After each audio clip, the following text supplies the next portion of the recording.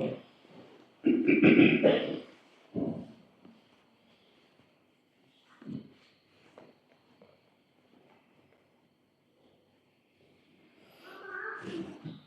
ีกบ่กี่มื้อก็สิถึงวันที่1ปีใหม่แล้วนี่เนาะสมมุติโลกที่จริงเขาบ่เกี่ยวกับการเวลาเด้เขาบ่มีวันที่บ่มีปีบ่มีเดือนแต่ว่าเฮ็ดไปตามสมมุติโลกซื่อเพื่อเป็นกำหนดกฎเกณฑ์กฎหมายต่างๆให้ทุกคนได้ร่วม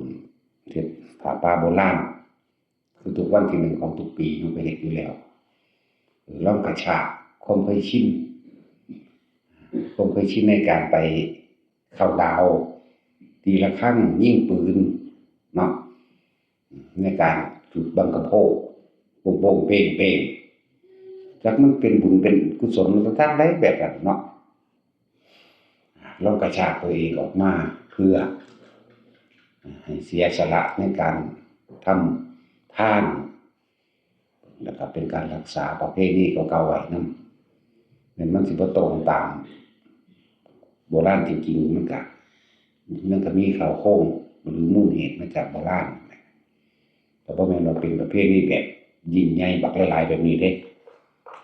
ผ้าป่าโบราณจังซี่สมัยตะกี้คือเขาเจ้าเวลาอยากถวายผ้าก็เอาไปทิ้งไว้กองขยะกองยัดเยือกขยะยัดเยือกหรือเอาไปพาดไว้ตามขอนไม้ต้นไม้กิ่งไม้ที่ภิกษุสงฆ์ทั้งหลายเหล่านั้นผู้เพิ่นนั่งเดินผ่านทางนั้นทางนี้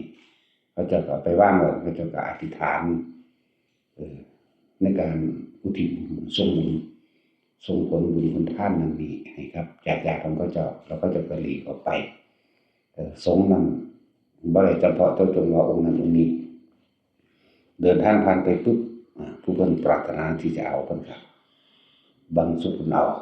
นะแต่ว่าเข้ากัน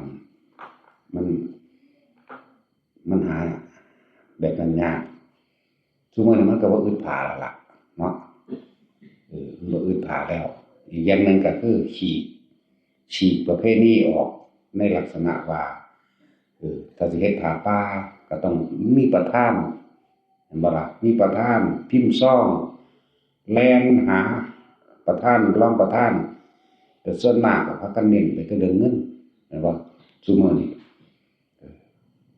มันจึงบอกว่าเราบ่ได้เน้นเรื่องเงินเราเอาผ้าเน้นเรื่องผ้า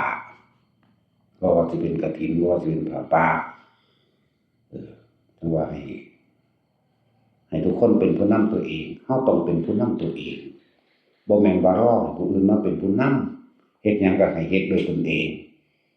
คนที่ยังไปยื่นมือขอความช่วยเหลือบุคคลผู้อื่นนั้นเฮาหาความเป็นอิสระบ่ได้เด้บ่ได้เลยเด้บ่คำว่าบ่ได้คือจนถึงขั้นฮอดพระนิพพานเด้อันเว้านี่บ่แม่นเว้านิดๆหน่อยๆมันเลยล่วงไปจนถึงขั้นว่าคนที่ไปนิพพานจริงๆต้องไปโดยลำพังตนเองต้องฝึกหัดปฏิบัติตนเองต้องเป็นผู้นำตนเองบ่แม่นถ้าผู้นั้นนำผู้นี้นำบ่สิ่งทั้งหลายเหล่านี้ต้องมันต้องเอาตัวเองเด้เข้ามาฝึกมาหัดมาปฏิบัติด้วยตนเองมันบ่คือกันขอเข้ากันจริงเด้บ่แบบนั้นบ่ซักปฏิภาณจำต้องทิ้งทุกอย่างต้องสละทุกอย่างต้องไปด้วยลำพังตนเองต้องเป็นผู้นำตัวเองปฏิบัติเองลงมือเองเลยมันชินคนที่เฮ็ดอิหยังก็ถามหมู่ถามผู้นำเขาว่าเฮ็ดจังได๋ผิดหรือถูกก็เฮ็ดไปนำเขานั่นแหละเนาะอันนี้เฮาถึงหมายถึงว่านำตนเองออกจากทุกข์พุ่นเด้นำตนเองออกจากการเกิดนำตนเองออกจากสิ่งทั้งหลายทั้งปวงที่มีอารมณ์ของเกี่ยวอยู่หั่นนะเฮาก็เลยต้องหัดให้คนเป็นผู้นำตนเองจักว่าล่ะฝึกมานี่แม้กระทั่งเรื่องฤทธิ์เดชเวทมนต์ของขลังของขลังจังซี่บ่ให้เชื่อเลยบ่เป็นไปบ่ได้บ่มีจริงช่วยไผบ่ได้พ้นออกจากทุกข์บ่มีผู้ใดเฮ็ดให้ผู้ใดพ้นทุกข์ออกได้แต่ว่ามีเหล็กไหลแต่ใสความสุขสบายอยู่ไสมีเหล็กไหลอยู่เลยเห็นบ่ล่ะมีอันนั้นมีอันนี้ ที่ใดมันพาผมจากการเวียนว่ายตายเกิดอยู่บนนี้จังซั่นแม้กระทั่งฤทธิ์เดชต่างๆมันมีโทษเป็นจังสิบ่มีเรื่องฤทธิ์เดชแต่ว่าเพิ่นเป็นหยังคือบ่ใช้เพราะว่ามันเป็นให้คนหยามหรือชินชาในการขอร้องให้ผู้อื่นมาช่วยเหลือตนเองเนี่ยอริยสงสาวกสมัยแต่เก่าก่อนพระโมคคัลลาเพิ่นเป็นผู้มีฤทธิ์มีเดชหรือหลายๆองค์นั่นแหละมันสามารถปกป้องชีวิตของคนผู้นั้นได้หรือป้องกันบ่ให้อันตรายจากไฟจากน้ำจากบ่ให้พัดพรากบ่ให้ทำลายทรัพย์สมบัติได้แต่ว่าเพิ่นคือบ่เฮ็ดคนมันก็สิรอแต่พระองค์นั้นแล้วบัดนี้ผู้มีฤทธิ์มีเดชแม่นบ่ซั้นบัดนี้ถึงเวลาตัวเองเข้ามาฝึกหัดปฏิบัติธรรมสิรอผู้นั้นก็โดนบันดาลให้พ้นทุกข์ตัวซุมื้อมันก็เสื่องมง่ายครับพอแห้งก็ได้โอ้ยมาพึ่งพาบารมีหลวงพ่อนี่ล่ะพอได้ห้อยได้แขนแม่นบ่ล่ะมันจะห้อยที่แขนกันไปได้จังได๋แนวหมู่นี้แม่นบ่ซั้นนั่นล่ะเรื่องเพิ่นปกป้องชีวิตของเศรษฐีอีกผู้หนึ่งบ่ให้สิ้นชีวิตในมื้อนั้นนี่เพิ่นก็ยังปกป้องได้แล้วก็ปกป้องทรัพย์สินบ่ให้โจรขโมยลักไปเพิ่นก็ปกป้องได้นั่นบ่ล่ะแต่ว่าเพิ่นปกป้องบ่ได้อยู่สิ่งหนึ่งเพิ่นบอกส่วนศรัทธานั้นท่านจงปกป้องด้วยตัวของท่านเองเถิดเข้าใจว่าล่ะนั่นแหละพุทธเจ้ามันจะไปสงเคราะห์หญิงยากจนผู้หนึ่งแต่ว่าจังได๋เนาะสิเปลี่ยนกับผู้นี้ได้นะกับเศรษฐีที่นิมนต์ไว้ได้เพิ่นเลยให้พระโมคคัลลาไปรับรองให้ปกป้องชีวิตให้ได้ปกป้องทรัพย์สินให้ได้ปกป้องภัยอันตรายอันเกิดจากดินน้ำไฟลมภัยฟ้าผ่าหรือแม้กระทั่งชีวิตให้ได้ในวันนั้นนั่นแหละก็ไปปกป้องได้เด้อจึงยอมให้แต่ว่าปกป้องไม่ได้คือความเชื่อความศรัทธาคือความคิดความเห็นของเองอันนั้นตัวเองก็ต้องปกป้องตนเองต้องเป็นผู้นำตนเองนั่นแหละเพิ่นเป็นหยังคือบ่ใส่ฤทธิ์ใส่เดชเพิ่นเหาะเหินนั่นแหละก็เพิ่นเอาไปเป็นร้อยๆเป็นพันๆก็ได้เด้จำเพิ่นสิเอาผู้นั้นเหาะไปนำเหาะไปนี่แม่นบ่ซั่นแต่ว่าเพิ่นเป็นหยังคือบ่ใส่มันใส่ล่ะนี่แหละจังว่ามันลึกซึ้งมันลึกล้ำมันแยบคายมันอยากให้ทุกคนพิจารณาเข้ามาที่พวกเฮาทั้งหลายแสวงหาสิ่งศักดิ์สิทธิ์มาปกป้องตนเองให้ผู้อื่นปกป้องเจ้าของบ่เนาะเฮาคือบ่เป็นผู้นำเจ้าของเฮาก็บ่เป็นผู้ปกป้องเจ้าของเป็นหยังยังไปยื่นเวลายื่นมือขอให้ผู้นั้นผู้นี้มาช่วยเจ้าของเฮ็ดหยังเนาะนั่นแหละจังบอกว่าอยากให้ทุกคนเป็นผู้นำตนเองผ้าขนหนูพื้นหนึ่งน้อยๆผ้าเช็ดหน้าผ้าแพร่มนต์ผ้าอาบน้ำหรืออิหยังก็แล้วแต่ตามเท่าที่มีและสะดวกมื้อนี้เอามาวาดด้วยตนเองด้วยความเชื่อความศรัทธาของตนเองเป็นผู้นำตนเองฝึกหัดเป็นผู้นำตนเองบ่ต้องไปรอกฐินผ้าป่าว่าให้ผู้นั้นเป็นประธานผู้นี้เป็นประธานผู้นั้นเป็นรองผู้นี้เป็นกรรมการบ่มีจักว่าล่ะต้องเป็นประธานให้ตนเองใจเป็นใหญ่ใจเป็นประธานตัวเองก็ต้องเอาตัวเองเป็นประธานให้ตนเองจังว่าพาเหตุแนวนี้อีกอย่างหนึ่งเราภิกษุสงฆ์ทั้งหลายที่ไปพิมพ์ซ่องเองหาเจ้าภาพเองผิดเบิดดิ้นรนค้นคว้าเพื่อตัวเองเพื่อให้เกิดลาภสักการะเข้าใจว่านี่แล้วก็ประแจงคฤหัสถ์ฆราวาสทั้งหลายอีกผิดเบิดอันนี้จังว่าผิดเป็นสิบ่ผิดไปสั่งเขาพิมพ์เท่านั้นเท่านี้เอาผู้นั้นเป็นประธานอันนี้เป็นประธานบางที่เขาก็รับด้วยความเกรงใจเห็นบ่ล่ะเขาบ่อยากเป็นดอกเขาบ่มีก็อาไปแต่ในใจของเขาผู้ใส่ซองหรือผู้ใส่มันได้คิดเด้มันบ่มีเงินอันนั้นอันนี้แต่ว่าก็ได้รับปากเอาไปนั่นแหละเลยบ่เป็นความบริสุทธิ์ใจในการให้ทานเลยบ่เป็นบุญเลยบ่เป็นความสงบเนาะอันนี้เฮาแล้วแต่ศรัทธาไผมันเลยน้อยๆก็สิเป็นหยังถือว่าเป็นเรื่องบริวารมันคือเงินนี่คือบริวารเป็นเครื่องอำนวยความสะดวกอย่างหนึ่งก็เอาไปแปลงเอาตัวซื้อน้ำมันไปเลยสิไปซื้อของอย่างอื่นสังกะสีหลังไอ้เสาหรือเหล็กมันก็เลยแม่นบ่ล่ะ บาทหนึ่งเฮาก็จังว่าจังซี่บาทหนึ่งสลึง50ตังค์ได้ทั้งนั้นนั่นแหละจังว่าให้หัดเป็นผู้นำตนเองหัดเสียสละฝึกหัดความเสียสละตามให้มันเกิดความบริสุทธิ์ในใจตนเองฝึกหัดตัวเองบ่แม่นโอ้ยบ่มีเงินว่ามึงสิบ่มีบ่จักบาทมันก็เงินก็เลยเนาะแต่ก็บ่ต้องอายนี่ต่างหากของทานของที่ให้ผู้อื่นหรือว่าอย่าไปคิดว่ามันเป็นของที่น้อยพี่มันยิ่งใหญ่ที่ใจของสละเต็มที่สละโดยไม่หวังสิ่งใดตอบแทนพี่เด้ของมันใหญ่มันกว้างขวางมันหาประมาณบ่ได้อยู่ตรงนี้บางคนมีเงินก็ใส่กำลังกายมาเฮ็ดไกเนาะใส่กำลังกายมาซอยงานเพิ่นเฮ็ดกุฏิวิหารศาลาเฮ็ดนั่นเฮ็ดนี่ถนนหนทางปัดกวาดเพิ่นก็อาจแลนรับใส่ภิกษุสงฆ์สามเณรก็ได้ล่ะยิ่งพอใส่เงินเลยคือยิ่งภาวนาสำแหน่บัดแม่นบ่ล่ะตัวภาวนาตัวมีสติแค่รู้อยู่กับลมหายใจพูดหังบ่ได้ใส่เลยตัวบัดนั่นแหละที่ผ้าเฮ็ดผ้าป่าโบราณก็เพื่อว่าสิให้ทุกคนได้ฟังธรรมได้เข้าถึงความจริงแล้วก็ได้ทานด้วยสำนึกตนเองได้ทานด้วยศรัทธาตนเองได้ตัดสินใจให้ด้วยตนเองบ่ต้องให้ผู้อื่นบังคับบางที่เป็นประธานหรือรองประธานกรรมการบังคับอยู่เด้บางทีก็เกรงใจเขาแม่นบ่ล่ะเอากรรมการเป็นท่านเด้อแม่นบ่ล่ะได้ใช้ไปตามนั้นประธาน10,000รองประธาน 5,000 ว่าเด้กรรมการ500เนี่ยก็เลยบางที่ก็ถือแบบเกรงใจเห็นป่ะสัตว์ป่าโบราณจึงเกิดขึ้นแต่โบราณจริงเขาจะก็เอาไปทิ้งไว้ตามทางที่ภิกษุสงฆ์เดินทางย่างผ่านบางทีก็เอาไปทิ้งไว้ตามปราสาทกองขยะยักเยือกพาดไปตามขอนไม้กิ่งไม้เขาจะเล่งเบิ่งแล้วคือเขาจะบ่จำเพาะเจาะจงภิกษุว่าต้องเป็นองค์นั้นองค์นั้นเห็นป่ะล่ะสังฆทานมีอานิสงส์มากกี่กว่าปาติปุกลิกทานท่านจำเพาะเจาะจงบุคคลเสียแหละถึงพาเหตุกันผ่าป่าโบราณแต่ก็ให้ทุกคนเป็นผู้นำตนเองเด้อบ่ต้องถามเจ้าเสือหยังมาเอามาโลดเอาตามที่ตัวเองมีตามที่ตัวเองบ่เดือดร้อนลำบากอย่าท่านจนตัวเองลำบากเห็นบ่ซั่นบ่ต้องไปท่านแบบถูกบังคับให้ตัวเองอึดอัดในใจเจ้าของเองนั่นแหละจึงบอกว่าให้เป็นอิสระแล้วก็ตัวฝึกหัดให้ทุกคนเป็นประธานตนเองเด้เป็นผู้นำตนเองตัวเองต้องเป็นผู้นำตนเอง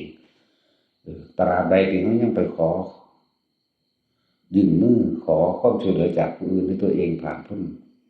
เฮาก็สิบ่พ้นจักเทื่อล่ะบ่พ้นเนาะก็สิรอแต่คนนั้นรอแต่คนนี้ในการปกปักรักษาไปหาสิ่งศักดิ์สิทธิ์ปกปักรักษาเจ้าของบ่มีปัญญาปานนั้นเด้เนาะโอ้ยคิดยังบ่ออกปานนั้นสิ่งศักดิ์สิทธิ์ทั้งใดมันสิมารักษาก็คุณธรรมความดีของตัวของเองผู้ใดเอาธรรมเป็นใหญ่นั่นแหละธรรมนั่นแหละสิรักษาเมื่อเอาธรรมเป็นใหญ่ต้องรักษาธรรมธรรมาธิปไตยบุคคลเพิ่นเอาธรรมเป็นใหญ่ความจริงเป็นใหญ่แล้วก็ต้องอนุรักษณาพระโพรักษาความเป็นปกติของตัวของไว้รักษาโดยการเวลาเอาไว้เริ่มต้นอย่างไรระหว่างท่ามกลางจนถึงที่สุดก็ต้องอย่างนั้นอย่างว่าธรรมาภิรักขะธรรมาภิรักขิโตธรรมาภิรักขะพวกนี้คือต้องรักษาบ่หวั่นไหวไปตามลาภสักการะบ่หวั่นไหวไปตามคำติชินินทาไม่ใช่ว่าล่ะเรื่องเขาต้องเป็นเอาทำเป็นไงนี่เรียกว่าธรรมาภิรักขิตะหรือธรรมาภิรักขิโตก็ว่าไปเขาต้องรักษาความคงเส้นคงว่าของเจ้าของไว้ครับอย่างไรจังว่าเขาเป็นมาจังสี่มาตลอดอยู่แล้วนะสนไผแล้วถ้าไผสิใหญ่มีตำแหน่งใหญ่หรือหยังก็สร้างบ่ได้สนใจเพราะว่าสิ่งที่ใหญ่สูงสุดก็คือความจริงคือธรรมนี่แหละจึงบอกว่าเอาธรรมเป็นไงธรรมมีกลาด ธรรมราชาเอาธรรมตัวนี้หรือธรรมาธิปไตยมันก็หมายเดียวกันนั่นแหละแต่ว่าให้ทุกคนฝึกหัดตนเองให้เป็นผู้นำตนเองบ่มีผู้ใดพาเฮาพ้นทุกข์ได้เด้เพิ่นมีแต่แนะซื่อๆเด้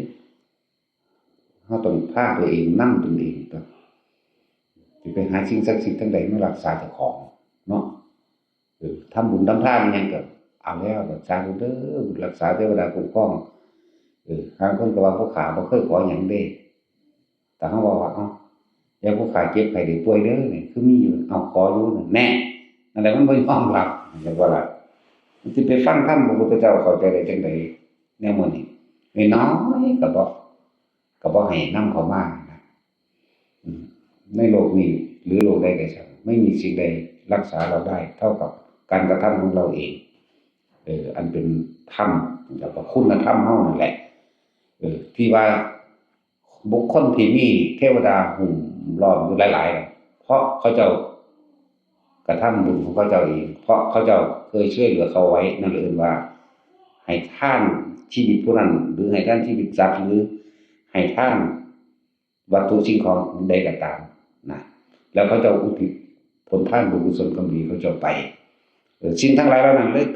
กลายมันเป็นสิ่งที่ปกปักรักษาตัวของเองเข้าใจบ่ล่ะบ่แม่นไปเอิ้นเอาซื่อๆเด้ขอรอแค่แลเอิ้นหาแต่เทวดาอินพรหมเนาะขอรอแค่แลเอิ้นหาให้หลวงปู่หลวงตาองค์นี้รักษาพวกเจ้าศรัทธาด้วยความจริงใจบ่นั่นแหละหลายๆคนที่เข้ามาฝึกหัดปฏิบัติธรรมนี่แบกแต่ปัญหามามีแต่ความสงสัยแต่ว่าบ่เคยลงมือปฏิบัติเอาด้วยตนเองแม่นบ่เวลามาถามธรรมะเฮ็ดหัวทิ้งยังเฮ็ดตาอันแค่นิดพวกอันคิดหาเอาแต่ผลมันแม่นบ่ล่ะถ้าพวกเจ้าต้องวางจิตให้เป็นหนึ่งคำว่าศรัทธานี่ก็เป็นตัวอีกอันนึงที่เฮ็ดให้วางจิตให้ตั้งมั่นเป็นหนึ่งได้บ่สงสัยบ่นำปัญหามานำปัญหามาเพื่อที่ถามเอาคำตอบเพิ่นตอบได้เบิดนั่นแหละแต่ว่าตัวเองคั่นบ่ได้ความจริงเพราะตัวเองไม่กระทำเองแม่นบ่ล่ะคนที่เข้ามาฝึกหัดปฏิบัติพวกเจ้าทิ่มความรู้พวกเจ้าซะก่อนความรู้จำพวกเจ้าสัญญาบ่จำพวกนั้นคนนี้มาจากเช้าเดือนนี้ก็ฮู้จักอยู่ดอกว่าจากเช้าเดือนนี้ไปก็เลยเนาะแต่ว่าตนเองต้องพึ่งตนเองต้องกระทำเอาเองก็จอบจับผิดแต่เพิ่นว่าเพิ่นด่าว่าเพิ่นไล่ว่าเพิ่นความนั้นความนี้แล้วก็ตัวเองก็บ่มีศรัทธาเต็มที่ในตนเองแหมบ่เชื่อมั่นตัวเองแหมคำว่าศรัทธาต้องศรัทธาตัวเองมั่นใจในตนเองครับแนวธรรมคำสอนคำแนะนำเพิ่นพิจารณาด้วยตนเองบ่แม่นมาคอยจับผิดเพิ่นเนาะนั่นแหละแต่ก็มันเสียหายหม้องใดอันไปทดลองด้วยตนเองนี่แหมเนาะจังซั่นแหละต้องเชื่อมั่นตนเองว่าแนวทางทดลองเบื้องต้นมันแม่นต้องเสียเงินแหมเนาะอยากหายจากโรคจากภัยก็ฝึกหัดปฏิบัติเอาตัวมีแต่คำนวณเอาแม่นสิบ่เป็นสิบ่สร้างแต่ปัญหาให้เจ้าของเด้มันปัญหาเพิ่นเด้แม่นบ่ล่ะเพิ่นบ่ได้มีปัญหาเด้เรื่องของโลกมันอยู่เหนือโลกแล้วอย่าบอกเฮาสิบ่นำปัญหาของโลกมาจุกจิกกวนใจเฮาเลยบ่แก้ปัญหาโลกให้ไผเข้าใจว่าล่ะมีแต่สิเอาธรรมนี่นำพาออกจากโลกทั้งนั้นเลยนี่แหละบอกว่ามีแต่ความสงสัยมีแต่อยากสรุปเอาผลมัน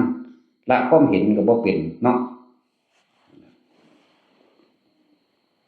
พวกที่เขามาตั้งใจว่าสิมาปฏิบัติแม่นพวกเจ้าป่วยอยากรักษาโรคก็ซั่นพวกเจ้าต้องมั่นใจ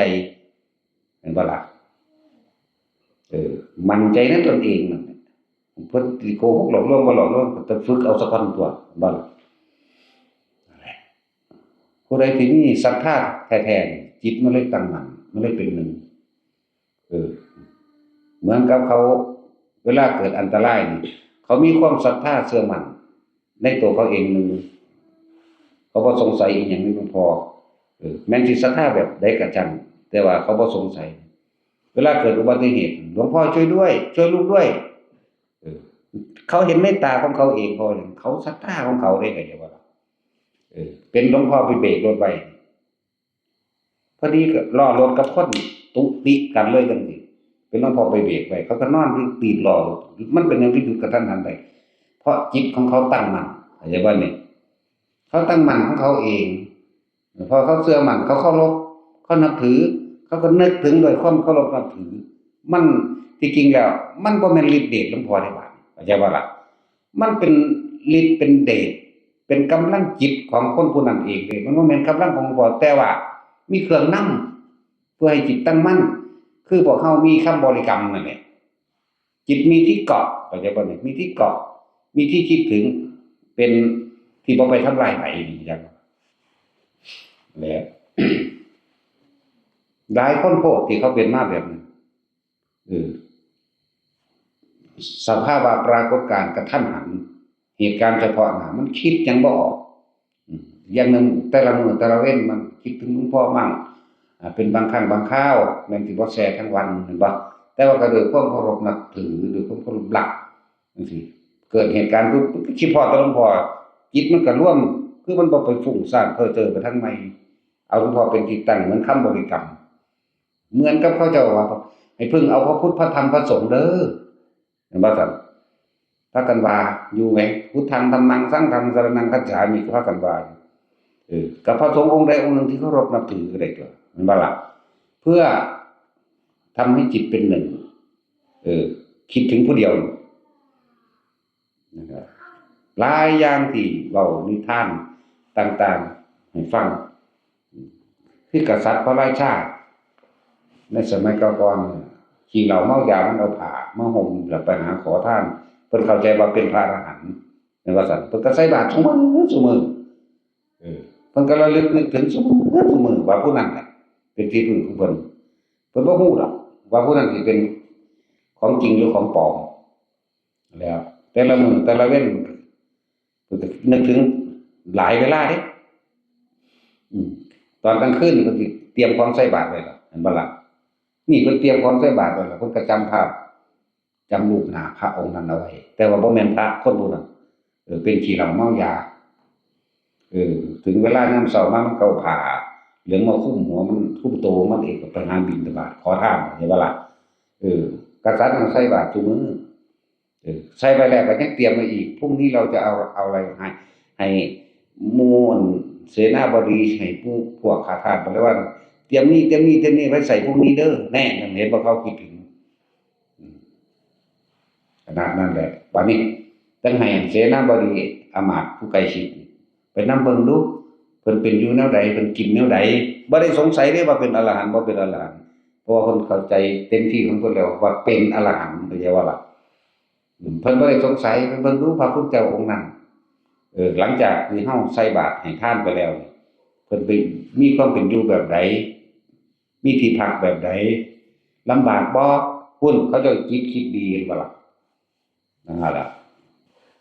เสมาเดอมาตย์เสนาบดีนำไปเบิ่งไปฮอดเข้าไปในป่าทีหนึงมันก็บังโพนแล้วมันก็แก้ผ้าเหลืองออกแล้วมันก็เลือกเอาแต่แนวดีๆกินแนวใดพอขายได้มันก็ไปขายมันก็จมด่าไปแล้วโง่เอ้ยกษัตริย์ราชาโง่ปานนี้ก็ยังมีเนาะเนี่ย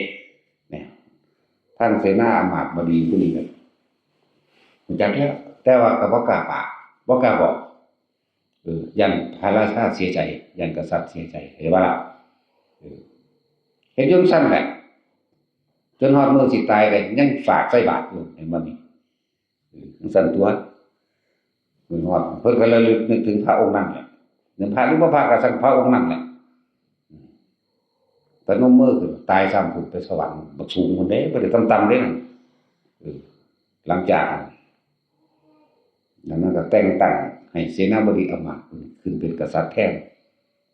ฮู้จักแล้วว่าเพิ่นนั้นเป็นขี้เหล้าเมายาอยู่บัดนี้ก็ไล่มันหนีเข้าใจว่าล่ะ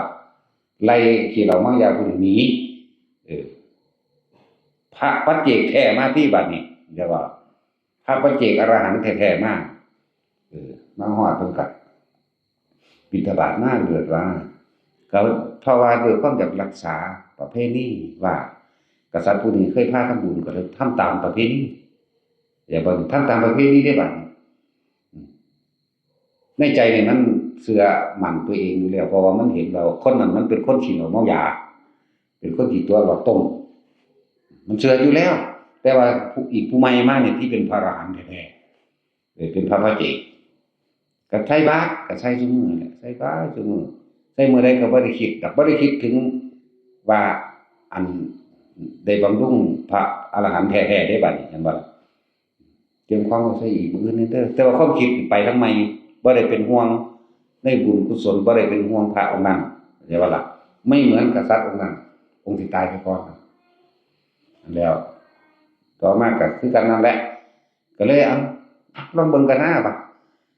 บอกเสนาบดีอำมาตย์ต่อไปนี่เจ้านำไปเบิ่งดูว่ามันเป็นขี้เหล้าเมายาหรือมันเป็นพระหรือปลอมแบบใดไปฮอด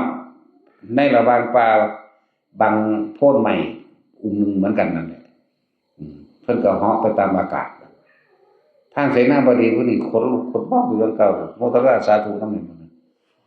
กลับมาหากับพระราชาด้วยความหน้าอิ่มเอิบตาบานซื่นก็โอ้ยมันเป็นพระอรหันต์เด้เมื่อเพิ่นไปถึงตรงนั้นผู้ข้าแอบเบิ่งฮอดขึ้นสู่อากาศเป็นคำเว้าเจ้าของมาตัวนั่นแหละจักว่าเพิ่นเฮ้ยกับทำทายิ้มๆงัวๆไปนำเขาซื่อๆแต่ที่จริงแล้วก็บ่ได้มีความศรัทธาจักว่าผู้ที่ตายแล้วไปนรกเด้กษัตริย์ผู้ต่อมาผู้ที่สองตายแล้วไปนรกก็แต่งตั้งให้เสนาบดีผู้ใหม่นี่แหละขึ้นเป็นกษัตริย์แทนแต่ผู้ที่ถามนี่ก็เรียกว่าทำตามประเพณีคือเก่านะเพราะว่าเห็นกับตาว่าเพิ่นเหาะไปอีหลีนั่นล่ะกษัตริย์ผู้แรกถือขี้เหล้าเมายามาตัวแต่ด้วยความศรัทธาซึ่งไปสวรรค์ผู้นี้เห็นบ่ล่ะก็ต่อมาผู้ที่สองมันเห็นกับตาว่าเป็นขี้เหล้าเมายามันไปตกนรกจังซั่นแหละขนาดใส่บาตรพระอรหันต์แท้ๆเด้อล่ะเห็นบ่ล่ะแล้วจังว่าคนที่มาฝึกหัดสุดท้ายก็เชื่อตัวเองตัวเนาะก็ทดสอบทดลองเบิ่งตัวกับแนวที่เพิ่นบอกเพิ่นสอนเพิ่นแนะอยู่นี่แม่นบ่ซั่นคนที่มาฝึกหัดปฏิบัตินี่สมาธิรักษาโรคเฮ็ดแบบใดเพิ่นก็แนะไปก็ไปเฮ็ดที่หัวสิแยงแม่นอีบ้านั่นน่ะมีแต่เจ้าสิตายถิ่มซื่อๆน่ะเจ้าบ่รู้จักได้บ่เชื่อฮอดเจ้าของเองไงเนาะแล้วบ่เชื่อแล้วมึงแลนมาเฮ็ดหยังอีห่านี่บ่ได้เงินเด้นั่นแหละก็ว่าจังซี่แหล้วตัวเองก็ยังบ่เชื่อมั่นตัวเองเนาะเพิ่นก็เลยเป็นแต่ผู้บอกเพิ่นบ่ได้เป็นผู้เฮ็ดให้ไงนั่นแหละถ้าเชื่อมั่นศรัทธาในตนเองจิตตัวเองก็ตั้งมั่นแม่นบ่ซั่นมันก็ตั้งมั่นเร็วมันก็เป็นสมาธิมันก็เกิดกลายเป็นฌานกำลังฌานแห่งตนเองได้สมาบัติแห่งตนได้รักษาตนเองแม่นบ่ล่ะแต่ที่เพิ่นรักษาจริงๆเพิ่นรักษาได้เป็นจังซี่บ่ได้แต่ว่ามันผิดธรรมชาติเพราะว่าหยังจุดหมายพระพุทธเจ้าคือตนแลไปในบุญของตนสอนให้คนผู้นั้นพึ่งตนเองเป็นสอนคนผู้นั้นประสบทุกข์ด้วยตนเองแล้วก็เห็นความจริงในตนเองเข้าใจบ่ล่ะเจ้าก็ต้องพึ่งตนเองเพราะสุดท้ายแล้วบ่มีไผช่วยเฮาได้บ่มีผู้ใดมาอยู่ปกปักรักษากันได้ตลอดตัวเองนั่นแหละต้องปกป้องตนเองตัวเองนั่นแหละต้องเป็นผู้นำตนเองบ่มีสิ่งศักดิ์สิทธิ์ใดมาปกป้องหรอกถ้าตัวเองบ่ดีหรอกบ่ล่ะถ้าตัวเองเป็นคนที่มีคุณธรรมมักช่วยเหลือแบ่งปันกับคนโดยบ่หวังสิ่งใดตอบแทนไผมาหลายก็เฮ็ดนำดีไผมาดีก็เฮ็ดนำดีเฮ็ดนำดีด้วยความบริสุทธิ์ใจตลอดนะนั่นแหละบุญจริงรักษาบุญคือความสงบเฮ็ดให้เกิดสติและปัญญาเทวดาจึงคุ้มครองเพราะเขาได้ส่วนบุญเขาต้องการอยู่ใกล้ชิดกับบุคคลที่มีจิตใจเป็นบุญเป็นกุศลจักบ่ล่ะมีแต่ว่าบ่แม่นมีด้วยการขอสาธุเด้อบุญรักษาเทวดาคุ้มครองข้าเด้อใส่ซองร้อยหนึ่งขอตะพึดตะพือ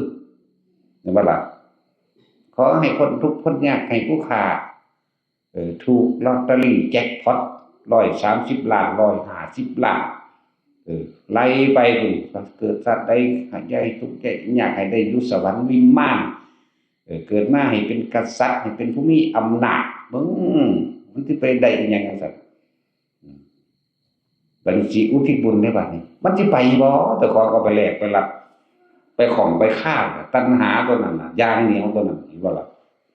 มันขวางไว้แล้วมันบ่ไปเออทำบุญทำทานเฮ็ดไปเฮ็ดมาได้กูเฮ็ดมาหลายแมงแล้วกูเฮ็ดบางสิได้หยังดอกเซาๆๆได้บัดนี้เลยซ้ำหลายยิ่งกว่าเก่าอีกเลยไปดูถูกนั่นแหละแต่ว่าคนที่ฟังเชื่อมั่นในสิ่งที่เพิ่นบอกเพิ่นสอนเชื่อมั่นทำนี่เลยเพิ่นบ่ไปรักษาผู้ใดเด้แต่ให้ไปรักษาได้บ่ได้แต่ว่าบ่ไปจังบ่ล่ะก็ในเมื่อเจ้าบ่อาจสามารถเรียกว่าจูนคืนจังว่าล่ะให้มันตั้งมาหาเพิ่นได้จังว่าล่ะเอาแต่ตัณหามากลุ่มให้เฮาไปซอยเห็นบ่เอาความอยากได้ดังใจของเจ้าของเหมือนกับเฮาเป็นทาสรับใช้บ่เป็นเด้เข้าใจว่าล่ะมันคือบังคับบังคับหรือมาย่อเพิ่นให้เพิ่นไปรักษาบ่ไปจังว่าล่ะสั่นก็มีทางอีหายอยู่เด้ เจ้าของก็ต้องเฮ็ดจิตตั้งมั่นให้มันเข้าสู่ระดับที่เพิ่นตั้งวางไว้ตัวเพิ่นว่าแบบปัฐมฌานนี่ก็รู้ได้แล้วอยากว่าล่ะทุติยฌานตติยฌานรู้ได้แล้วมันก็เข้ามาหากันเองได้มีความเรียกว่าขอความช่วยเหลือเพราะกำลังตนเองมันบ่พออาจจะเป็นอันตรายอย่างใดอย่างหนึ่งนะจังซั่นก็แล้วจะก็นิรมิตได้คือกันเนี่ยเฮาเว้าแบบบ่ได้หวั่นไหวกับไผเด้นิรมิตกายได้ก็แล้วกันนะเนี่ยบ่แม่นว่าสิมาคิดเอาเด้เขาฝึกฝนมา20-30 ปีแล้วเด้ส่วนสิจังซั่นทั้งที่ถิ่มไปแล้วเด้ของจังซั่นนั่นแหละคือพระอันจุลปันโทเพิ่นก็ยังนิรมิตกายได้เป็นพันๆว่าซั่นแล้วถ้าพระพุทธเจ้าเฮาถ้าสิเว้าก็บ่เทียบก็ต้องเทียบนั่นแหละแต่ว่าบ่แม่นเอาเฮาเทียบคือเอามันยกตัวอย่างให้ฟังซื่อเหมือนพระพุทธเจ้าตอนที่เพิ่นไปโปรดเอาพระพุทธมารดาเห็นบ่ซั่นจำพรรษาอยู่ดาวดึงส์นั่นน่ะกายหนึงยังเทศนาต่อ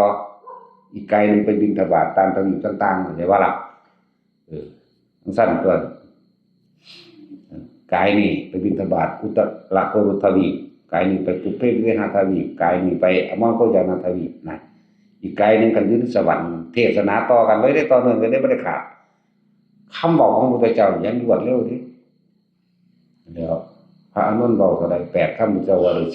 16เรียกว่าล่ะมันเป็นเท่ากันเด้แล้วเทศนาอย่างรวดเร็วภายใน3เดือนของสวรรค์อันน่ะใน3เดือนของโลกมนุษย์น่ะสามารถตีเทียบแล้วเทศนาภาคถาวัตถุเท่านี้วันเทวดาบรรลุอรหันต์เท่านี้สกิทาคาเท่านี้อนาคาเท่านี้โสดาบันเท่านี้เด็กเอาเทศพระปุคราบัญญัติเทศ7วันบรรลุอรหันต์เท่านี้โสดาสกิทาคาอนาคาเท่านี้นี่เนี่ยเว้าบ่หยุดจักเทื่อใน3เดือนมนุษย์เฮา3นาทีครับเท่าใดวินาทีแท้สิกูลืมละ3นาทีครับ